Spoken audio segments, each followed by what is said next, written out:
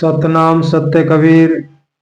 सभी भगत आत्माओं को सतनाम साहिब बंदगी। आज सार शब्द को लेकर उसके विषय में कुछ अनुभव की बातें करेंगे। देखिए, पहले भी कई बार कहा गया है, इस चैनल के माध्यम से जो भी सत्संग आपके समक्ष रखा जाता है, या तो वो सतगुरु कबीर साहिब का बीजक है जो स्वयं उन्होंने इस कलयुग में मुक्ति भक्ति के हंसों के उद्धार के लिए जब कुछ भी ना सूझे तो उनकी वाणियों का सौभाग्य हमें सुनने के लिए प्राप्त होता है किसी न किसी माध्यम से। और सबसे जो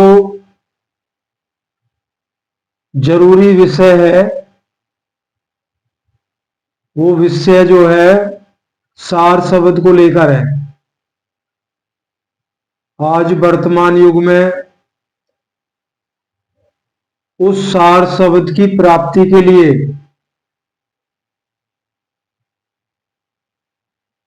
बहुत अपनी अपनी समझ बुद्धि से सभी अच्छे हैं, सभी संत अच्छे हैं, कुछ काफी जोर लगा रहे हैं। उस सार शब्द को खोजने के लिए, उसकी गहराई में जाने के लिए काफी जी जान से जोर लगा रहे हैं। तो कोशिश तो की जा रही है, लेकिन ये कोशिश का पहलू नहीं है। हमें वो कदम उठाना है जिससे इसकी प्राप्ति हो।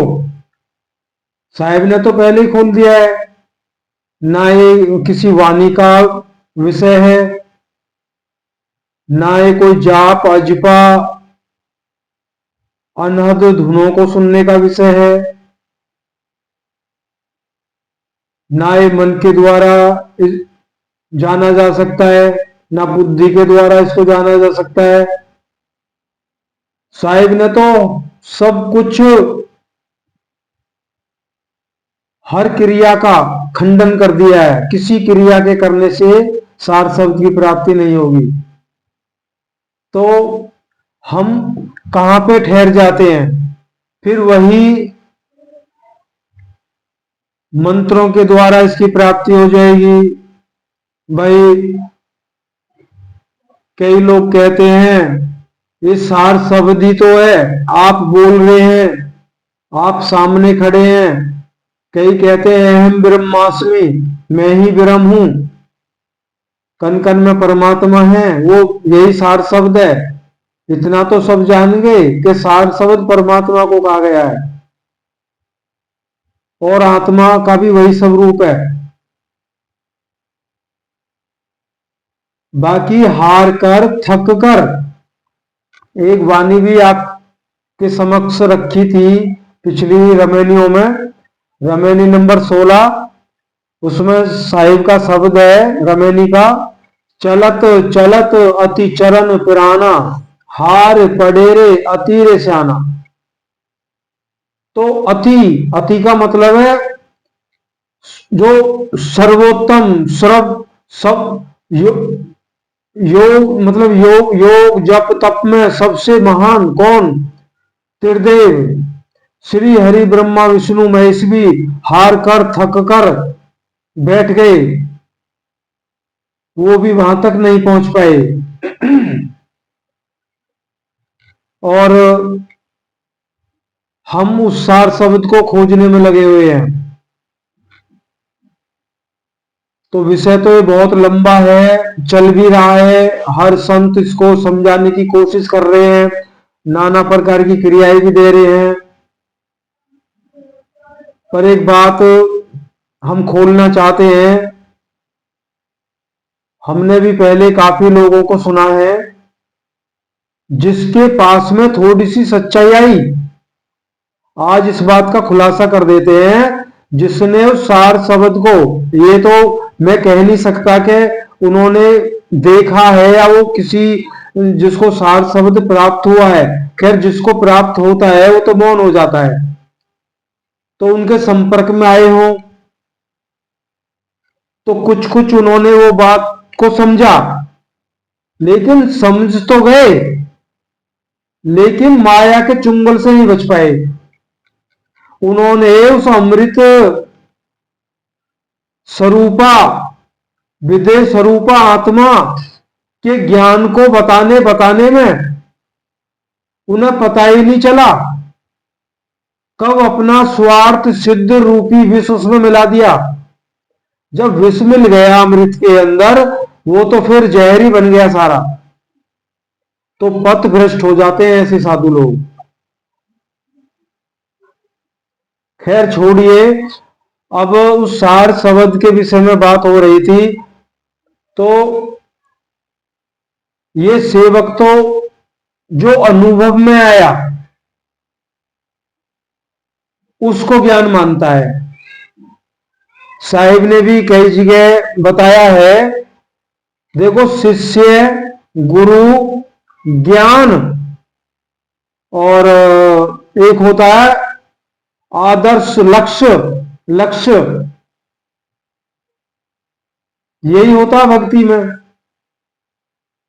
पहले तो हमारा लक्ष्य लक्ष्य क्या है, उस सार शब्द की प्राप्ति, फिर गुरु, गुरु से ज्ञान। तो साहिब ने बताया है, अगर जब अनुभव होने लगते हैं, अब साहिब की वाणियों को पढ़ रहे हैं, कई बार बताया भी है, आप थोड़ा विश्वास करके 1 महीना सब कुछ छोड़ दीजिए, केवल साहिब का स्मरण करिए, उसको याद करना है, उनकी वाणियों को पढ़ना है, याद करते करते सोना है, तो आप स्वयं पता लग जाएगा आपको कि हमारा जो रास्ता है अब बना है। पहला समय तो गया हमारा ऐसे ही, लेकिन अब हम असली रास्ते पे हैं। तो करके तो देखें, बिना करे तो कुछ होना नहीं है। जब अनुभव होते हैं तो वो अनुभव ही गुरु है। क्यों? अनुभव देने वाला कौन है? गुरु। उस अनुभव को प्राप्त करके जो सार तत्व शिष्य के लिए होता है, वो सत्य ज्ञान है। वही सत्य ज्ञान है। किताबों में लिखा लिखाया ज्ञान से बात नहीं बनने वाली है, अंदर ज्ञान प्रकट होने लगता है। हम सबके लिए एक बहुत बहुत बहुत बड़ी दुखद की बात भी है। क्यों? मेरे लिए दुख की बात है तो आपके लिए भी दुख की बात है। वो क्या? जिन्हें सार शब्द की प्राप्ति थी, हम पहले भी कई बार बता चुके हैं, वो हमारी स्वयं की अपनी माता जी थी। 26 जुलाई को 2024 बड़े हंसते हंसते वो अपने धाम को चली गई, और हम तो केवल पुकारते ही रह गए। पता एहसास ही नहीं हुआ कि ऐसा हो सकता है। बात करते करते जब इतना निजी संबंध था माँ और बेटे का, तो हम भी आराम से चल रहे थे। कुछ अनुभव साहिब देते थे तो उनको बताते थे, थोड़ा बहुत उनसे हमें कुछ ना कुछ हमें प्राप्त हो जाता था उस सार शब्द के विषय में। तो इसलिए हम जो भी बताते हैं सतगुरु कबीर साहिब की ओरिजिनल वाणी के माध्यम से, और जो हमें प्रत्यक्ष अनुभव जो साहिब ने दिए, उन केवल उन्हीं के आधार पे आपके सामने हम बात रखते हैं।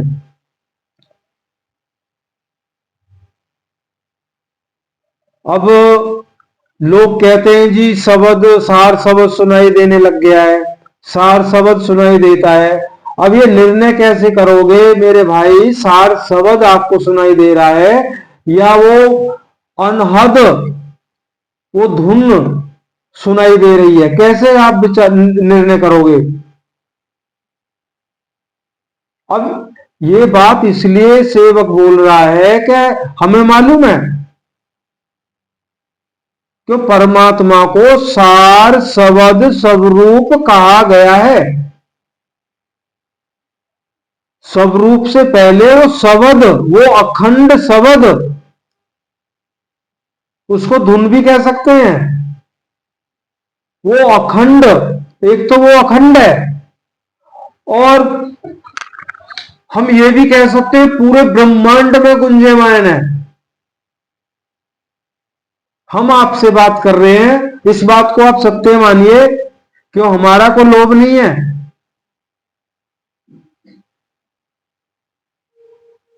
जिस जो जो चीज हमने छोड़ी है, अगर आप सुन लिए तो आप मुझे तो केवल एक मूर्ख के अलावा कुछ उपाधि नहीं दे सकते।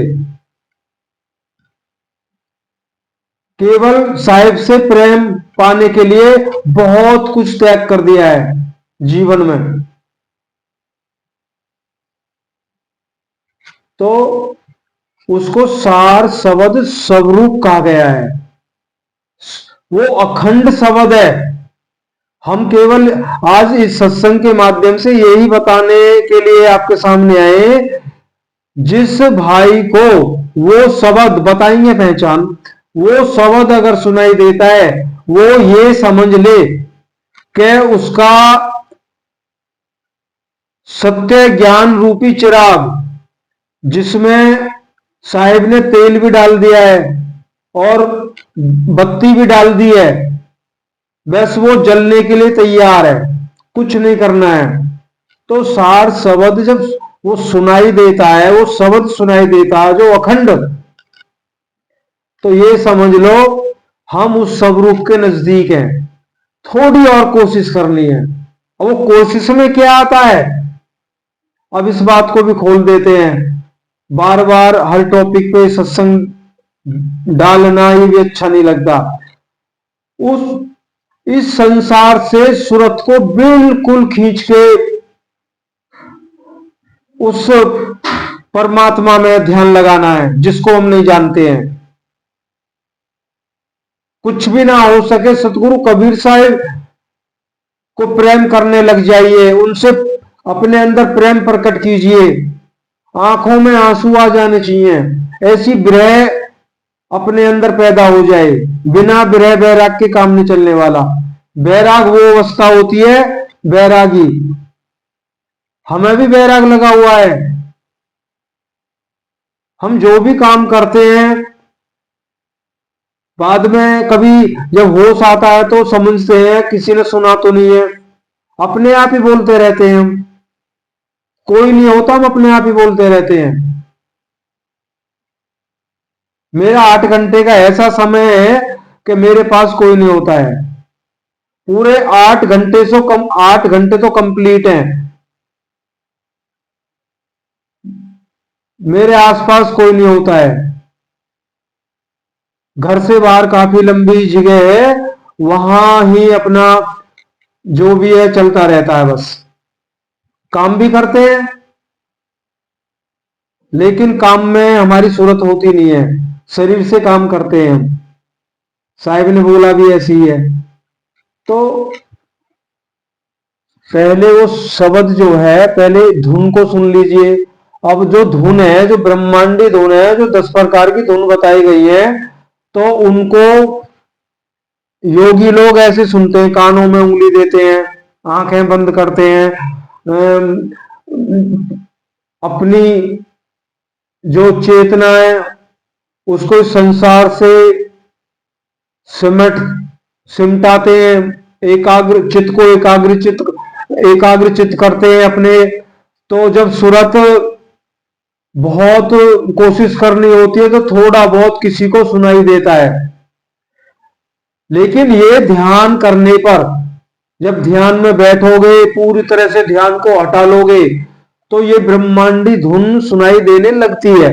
लेकिन जो शब्द है, जो परमात्मा का शब्द है, वो 24, जब वो एक बार सुनाई देने लग गया, वो बंद नहीं होगा। निरंतर 24 घंटे हम सो रहे हैं, वो चल रहा है। जैसे ही आंख खुली, सबसे पहले वही सुनाई देगा आपको, बहुत तेजी से सुनाई देगा उस समय। अब हम आपके सामने आपसे बात कर रहे हैं कि बुक्स भी रखी है सामने, सब कुछ है, लेकिन हम सुन रहे हैं उसे,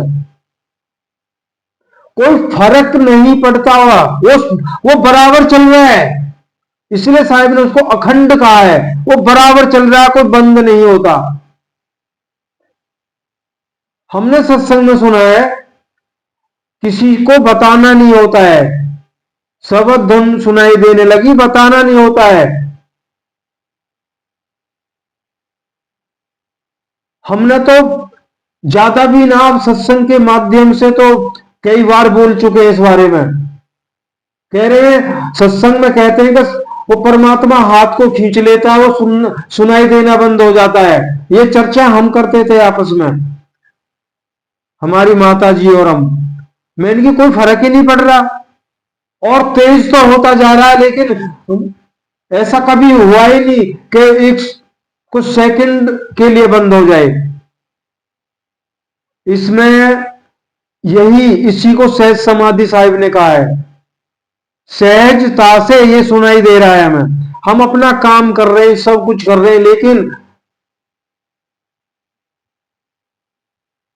कान बाहर की तरफ खुले हुए हैं। कानों को बंद कर लो तब भी, ये ना कि आवाज वो धुन ज्यादा तेज हो जाएगी, नहीं। तेज कब होती है बताएंगे आपको। कानों को बंद कर लो तब भी, कानों को मत बंद करो तब भी। अगर कोई बाहर शोर सवारा, सब कोई शोर शराबा चल रहा है, तब भी कोई फर्क नहीं पड़ता। जिस भाई को ऐसा हो रहा है वो जानता होगा, कोई फर्क नहीं पड़ता है। पर साहेब ने ये बोल दिया है, इस शब्द के चलते चलते वो स्वरूप आता है। ये बिल्कुल 101% बिल्कुल सत्य है, क्योंकि हमारी माता जी को सार शब्द, वो विदेह स्वरूप की प्राप्ति हुई थी आज से 2 वर्ष पहले।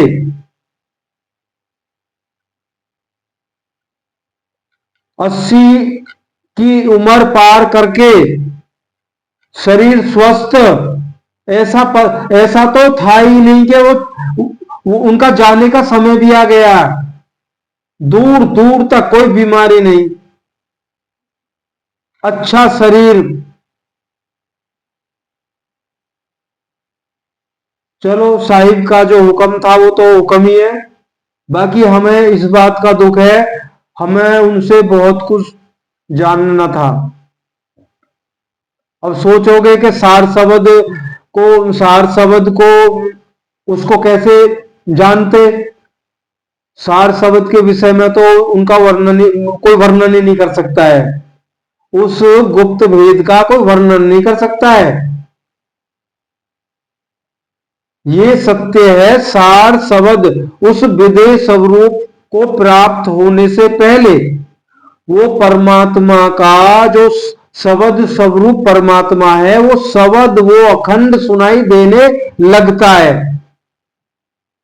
और साहेब ने बोला है, इसमें इसी इसी के अंदर रमन नहीं हो जाना है, इससे पार जाना है। कभी शब्द को ही सुनते रहे। आजकल के गुरु लोग बोलते हैं, बस आपको सार शब्द की प्राप्ति हो गई है, बस इसी में ध्यान लगाइए, आप मुक्त हो जाओगे। ये निरा भ्रम है। यहां तो अनुभव से, यहां तो अनुभव की बात हो, जो अनुभव है उस पर विश्वास करते हैं। समझा पा क्यों नहीं रहे लोग, किसी को प्राप्ति नहीं हुआ, वो सार शब्द किसी को प्राप्ति नहीं हुआ। अगर होता तो हमें भी कहीं ना कहीं से सुनने को मिलता, फला संत वाकई ही सही बता रहा है। वहां तक पहुंचे ही नहीं है, केवल किताबों में ही उलझे पड़े हैं हम। लाख, अब जिस चीज को देखा ही नहीं है, उस उस वस्तु का केवल नाम दिया हुआ है, उसे उसके रूप की कोई पहचान नहीं दी है, तो कैसे जानेंगे? ये तो वो ही जानेगा ना जो देने वाला और लेने वाला। तीसरा कैसे जानेगा? यहां इतने साहिब की कृपा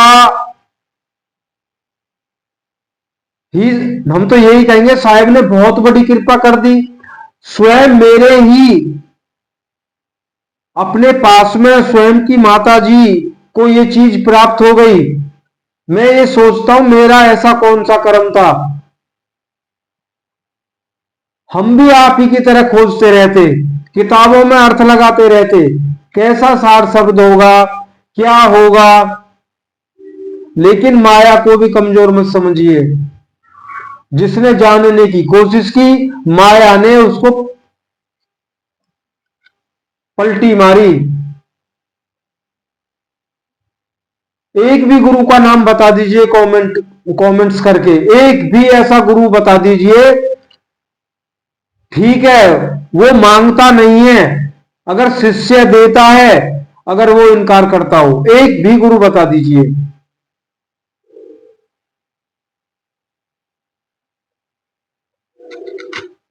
रुपया, धेला, किसी अन्य प्रकार की शिष्य से सेवा, बहुत दूर की बात है। साहिब ने तो ये बोल दिया है, मान भी तजना होगा।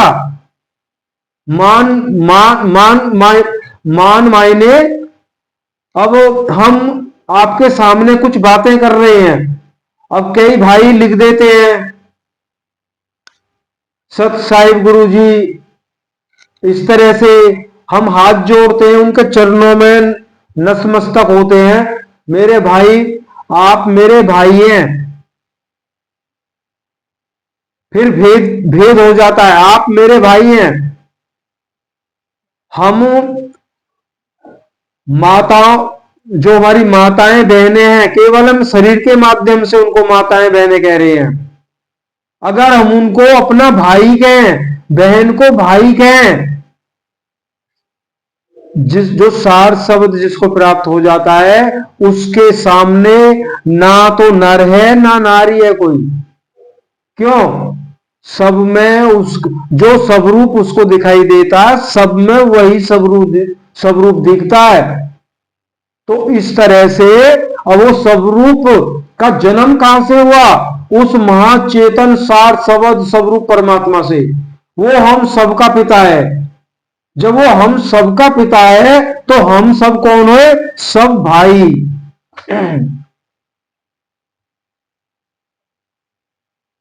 ये सत्य है।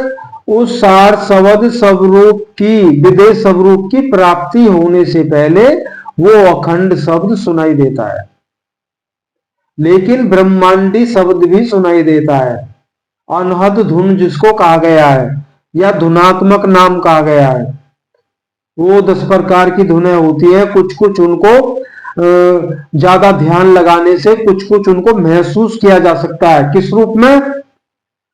शंख, शहनाई, बीन, बांसुरी, मृदंग, झांझर, सिंह गर्जन, बादलों की गड़गड़ाहट, कुछ ऐसा महसूस किया जा सकता है। या चिड़ियों के चहचहाने की आवाज। अब तो चिड़िया चिड़िया है ही नहीं। पहले मकान कच्चे हुआ करते थे, तो सुबह सुबह सुबह चें चें चें चें करती थी बहुत सारी चिड़िया हैं। लेकिन जो साहिब का जो सार शब्द, जो अखंड शब्द, उसकी कोई पहचान नहीं। वो गुंजेमान हो रहा है पूरे ब्रह्मांड में, पूरे शरीर से बाहर भी, ज्यों का त्यों, कोई अंतर नहीं। शरीर के घट के अंदर भी जैसा मर्जी। अब जिस हिसाब से ये शब्द सुनाई देता है, सार शब्द स्वरूप परमात्मा, उसी हिसाब से वही बिल्कुल समान भाव से वो वो सब रूप भी ऐसे ही दिखाई देता है, अंदर भी दिखता है, बाहर भी दिखता है, दाएं बाएं ऊपर नीचे सब सर्व सर्वत्र दिखाई देता है। किसी भाई ने कमेंट किया है कि अधर दुलेचा क्या है? अरे मेरे भाई सीधा सा है, अधर जो ना ऊपर ना नीचे, कहते ना ये तो अधर में अटक गया, निराधार, जिस जिसका कोई आधार ही ना हो, कहते ना अधर दुलेचा पीव का। तो साहिब का जो अवस्था है वो अधर में है। दुलेचा कहते हैं एक प्रकार का आसन लगा लीजिए, सिंहासन लगा लीजिए, या अवस्था कह लीजिए।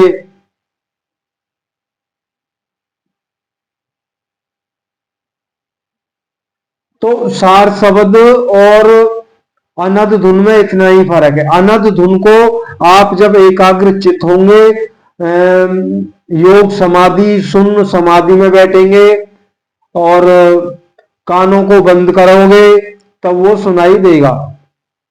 लेकिन जो परमात्मा का जो शब्द स्वरूप बताया गया, पहले शब्द फिर स्वरूप, पहले शब्द फिर स्वरूप, उस विदेश स्वरूप से पहले वो शब्द गुंजयमान होता है। जब उस शब्द के की अवस्था को पार करेगी सूरत, आत्मा की सूरत, उस शब्द को सुनते हुए उसमें लीन नहीं होना, सुने जाना है। अब जैसे हम आपसे बातें कर रहे हैं, हम सुने जा रहे हैं, बातें हम आपसे कर रहे हैं लेकिन वो हम सुने जा रहे हैं अपने उस साहिब के सिद्धांत, जो साहिब का सिद्धांत पर हम उस पर चले जा रहे हैं, उसको सुनते हुए चले जा रहे हैं हम। तो वो अवस्था फिर वो स्वरूप की आएगी, उस स्वरूप में रमन होना है। जब उस स्वरूप में रमन रमन होते होते होते होते फिर उस परमात्मा का, जहां से वो शब्द हमें सुनाई देता है, वो शब्द को पकड़ती है। फिर वो विदेह स्वरूप आत्मा का जो निस्वरूप है उस शब्द को पकड़ता है। उस शब्द के माध्यम से परमात्मा सतलोक सचखंड अनामी देश, तो वहां फिर आत्मा वास करती है, उस शब्द को पकड़ के पहुंचती है फिर। तो इतना ज्यादा गहरा भेद नहीं है इसे समझने में। बाकी मैं यही कहना चाहूंगा सभी से, जो हमारे गुरु साहिबान ये कहते हैं ये आपको सुनाई देने लग गया है, बहुत ऊंचे भाग हैं आपके, मेरे भाई ये भ्रम है। साहिब ने कतई मना कर दिया है, केवल इसी में अगर रमन कर गए मुक्ति से दूर हो जाओगे, मुक्ति नहीं हो पाएगी। और ये भी बता, एक खास पहचान भी बता देते हैं आपको, ये उस जीव हंस को सुनाई देता है। क्या? वो शब्द, शब्द स्वरूप परमात्मा का जो शब्द है, जो अखंड है, जो भी चर्चा जिसके बारे में चल रही थी, वो उसको सुनाई देता है। ये हम अनुभव से बता रहे हैं। जो जैसे वो हमें सुनाई देने लगा है, तो वो अवस्था ये समझ लीजिए तब सुनाई देने लगता है जब आंखों से टपर टपर आंसू बहते हैं। हम बड़ी हिम्मत करके, बहुत अपने अंतकरण में कुछ कैड, एक प्रकार से कहते हैं ना कि बोली में कैडापन, तो बहुत कुछ साध के तब हम बोलते हैं, अन्य हमारी आंखों में से आंसू आने में देर नहीं लगती है। काफी कोशिश की है कई बार, वो फिर भी आपके सामने ऐसा हो गया कई कई सत्संगों में। तो विरह वेदना जिसको भी प्राप्त है वो भाई को पता होगा, जब तक विरह वैराग्य पैदा नहीं होगा वो शब्द नहीं सुनाई देगा।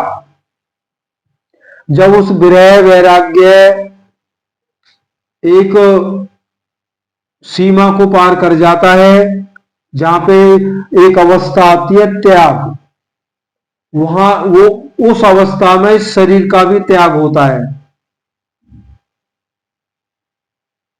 कई बार सुना होगा आपने, जब उस परमात्मा की भाई कृपा होती है, ना खाने में मन होता है, ना पीने में मन होता है, ना कुछ किसी में मन नहीं होता है। अब हम आपके सामने बैठे हैं, हम स्वयं से ही बताएंगे ना आपको, ये मेरे तन पे भी कपड़े मेरे नहीं है, ये साहिब के 3 पुत्र हैं और बराबर के हो रहे हैं, जो मिल जाता है हम पहन लेते हैं और वो ही दे देते हैं, आप ये पहन लीजिए, आप ये पहन लीजिए। पिछली जितने भी आप हमारे सत्संग देखोगे, हम टी सेट में रहते हैं। तो ये अवस्था हमारी हुई है, इसलिए हम आपसे बता रहे हैं। जब पहले हमें हमारे अंदर कुछ शौक थे, संतों की शरण में हमें 35 साल तो रेगुलर हो गए। बाकी बचपन से हमारा ध्यान था परमात्मा, परमात्मा को कैसे, मतलब कि परमात्मा के पास कैसे पहुंचना है, तो बचपन से ही थी ये बात तो। लेकिन जब अब ये दुनिया ही फीकी होगी, जब से फीकी लगी लगना शुरू हुआ और उसकी तड़प में आंसू निकलने लगे, लेट रहे हैं उसकी याद आ गई तो कपड़े भीग जाते थे, आंसू रुकते ही नहीं है। तो मेरे भाई, इस सेवक को तो तब वो अखंड शब्द सुनाई, तब से सुनाई दिया है और वो चल रहा है। बहुत ज्यादा ध्यान रखा कि बंद तो नहीं हो गया, बंद तो नहीं हो जाता।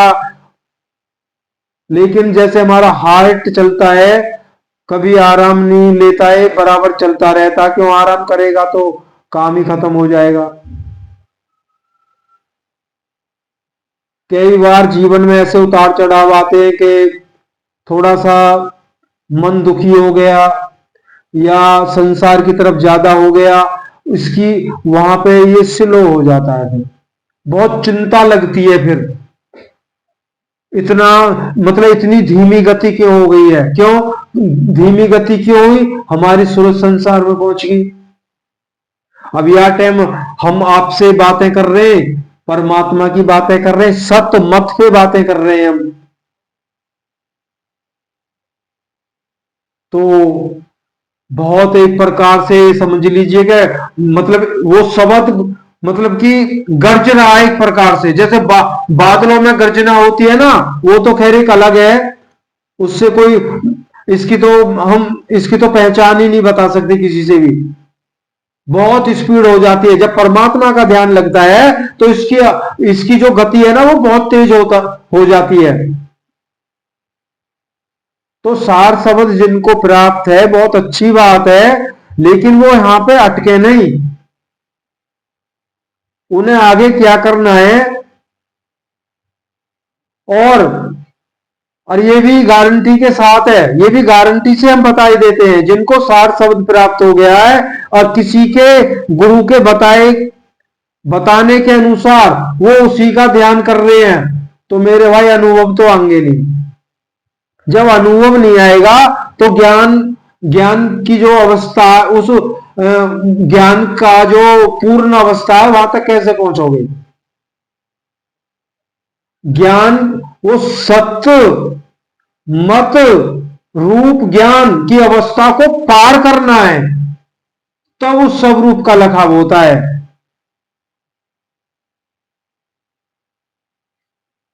हम भी इन बातों को नहीं करते। हमारी माता जी को बहुत बढ़िया से हमें माध्यम बनाया साहिब ने, उस माध्यम के जरिए ही हमें कुछ पता लगा। अगर माध्यम हमें नहीं बनाते, वो मौन थी, हमें बताती नहीं हो।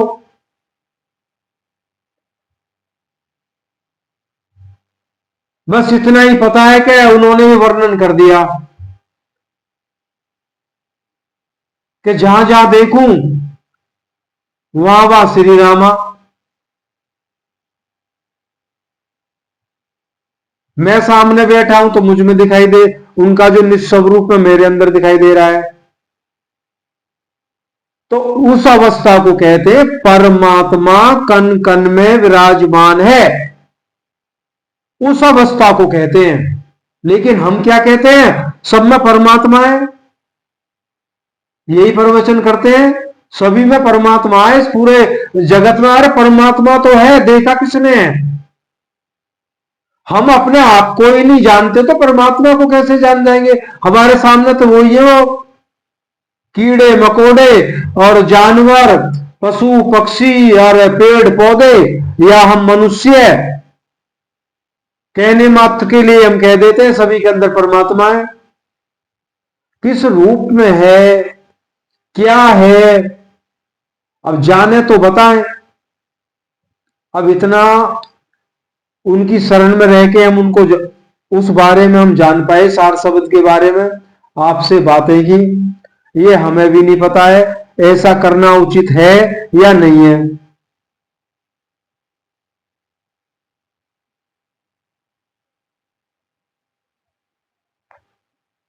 बाकी साहब ने कहा है ना, भटके हुए को मार्ग पे कोई ले आए तो वो मेरा सच्चा हंस है। हमारे दिमाग में यही बात आ जाती है, भटके हुए को अगर सत्य मत पे कोई ले आए तो वो मेरा सच्चा हंस है। केवल इस बात को ही हम स्मरण रखते हैं तो आपके सामने कुछ बोल जाते हैं। बोलते वही है जो अनुभव में आया है। किताबों में तो बहुत कुछ लिखा, आप भी पढ़ते हैं, गुरु लोग भी पढ़ के ही बताते हैं सब कुछ, बहस भी होती है, लेकिन साहिब ने जो लिखा है वो वाक्य ही सत्य है। वो एक अलग बात है, वहां तक कोई पहुंचता नहीं है, वो तो एक अलग चीज है। जिसको लखवाएंगे वो लखेगा, उनकी मर्जी के तो कुछ होना नहीं।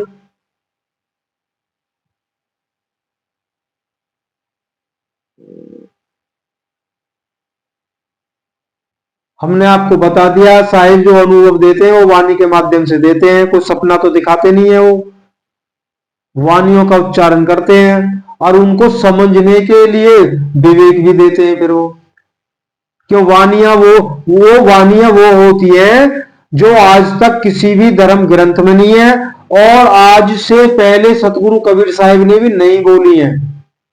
नई वाणी के द्वारा वो मार्ग दर्शन करते हैं जीव का।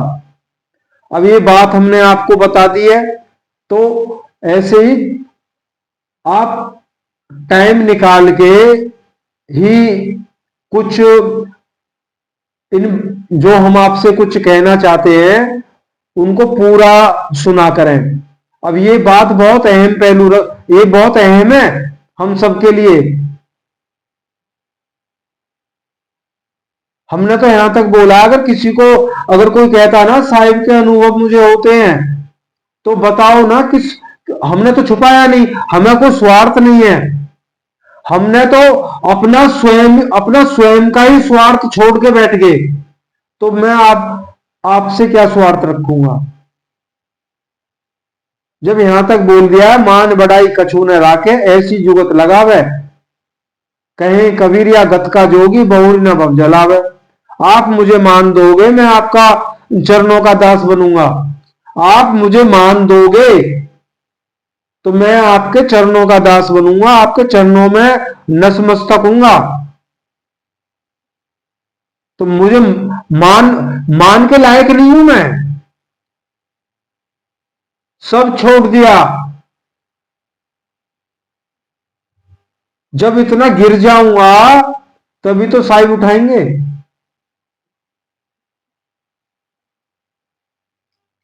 तो कई बातें ऐसी आ जाती हैं, साहिब के अनुभव तो बहुत हैं, लेकिन जो अहम हम सबके लिए फायदेमंद है उस पहलू पे बात करना ज्यादा अच्छा होता है। अब सृष्टि रचना तो अभी पड़ी है, उसको इसलिए नहीं डाला, क्यों जा सृष्टि रचना को बिल्कुल डालेंगे उसको, लेकिन उसको जान, और उसको उसमें काफी समय लगेगा। अब उस बीच में कई मेरे भाई ऐसे हैं जिनका शरीर पूरा होने वाला है, तो साहब ने ये बोल दिया है ना, अगर कुछ समय पहले ही अगर मेरा स्मरण कर लेता सब कुछ छोड़ के, उसको कोई मार नहीं सकता। ये भी अनुभव की बात है, ये भी अनुभव में आया है। अगर शरीर छोड़ने से पहले किसी भी कारण से अगर वो जीव अपनी सूरत मुझ में लगा देता है, मेरे वचनों को सत्य मान के सब छोड़ देता है, उसको कोई नहीं मार सकता। मारने का मतलब ये नहीं है कि वो शरीर शरीर नहीं त्याग करेगा, वो अधोगति में नहीं जाएगा, उसका ऐसी जगह वास होगा, फिर वो सत्य मत को पकड़ेगा, फिर उसका पार उतारा होना। आप अवैध सतगुरु कबीर साहिब नीरू जो जुलाहा था, नीरू नीमा, उसी को क्यों मिले? वो ऐसा ही कोई शिष्य उनका था पिछले पिछले युगों में, उसी का उद्धार करने आए थे वो। उस समय वो किसी कारण से चूक गया, नहीं चल पाया पूरा, तो उसी का उद्धार करने आए थे वो, उसके द्वारा संसार का उद्धार करना था। तो आज इतना ही। सतनाम सतसाहिब सत्य कबीर, खुश रहें और यही कोशिश करें कम से कम जब सभी काम काज से निवृत्ति पाकर जब आप सोने चलें, सब कुछ ध्यान हटा करके सतगुरु कबीर साहिब का स्मरण कर लो। आप 5-7 दिन तो करिए, कुछ ना कुछ आपको जरूर मिलेगा। और जिसको कुछ मिल जाए तो कमेंट्स जरूर करें। मैं रोज तो देखता नहीं, बाकी यहाँ 5-7 दिन में एक बार देख लेता हूं, किसी भाई ने कुछ पूछा है तो आप जरूर ऐसा करें। देखो अब ये तो है नहीं, छोड़ा कुछ नहीं और पुकारने लगे सतगुरु कबीर साहिब को, कुछ भी नहीं मिलेगा। सब कुछ छोड़ दीजिए, नेक नियत धारण कर लीजिए, एक साथ नहीं छूटता कुछ भी। सहज समाधि इसलिए कहा गया, धीरे धीरे साधना सब एक साथ नहीं छूटेगा। और विशेषता ये बात भी है, इस बात पे फोकस रखें, घर बार नहीं छोड़ना, बीवी बच्चों को यहाँ छोड़ने की बात ऐसे नहीं है कि आप अपने धन धन मतलब धन को लुटा दो, बाहर चले जाओ, धन दौलत मत रखो, गाड़ी बंगला मत रखो। बात यह है, आप अपनी इच्छा मत रखिए उसमें।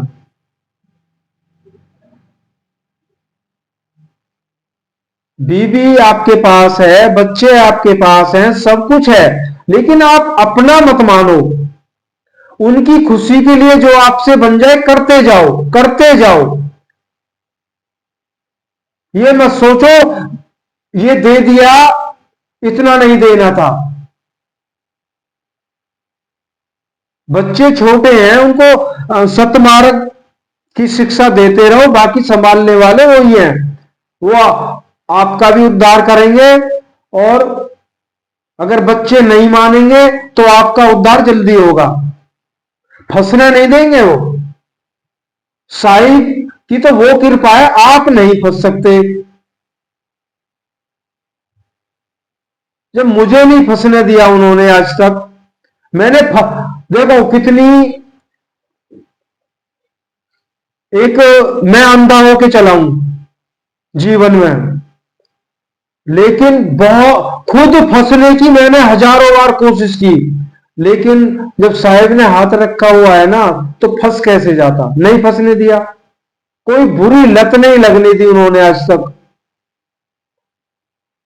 तो इसलिए साहिब को याद करके जरूर सोया करें, और दिल में विचार रखें, भाई अब गलत काम जो हम कर रहे थे जिस भी तरीके से, वो अब नहीं करना है, ये दृढ़ संकल्प जरूर करें। फिर आप मालिक को स्मरण करिए, देखिए क्या होता है। सतनाम सत्य कबीर।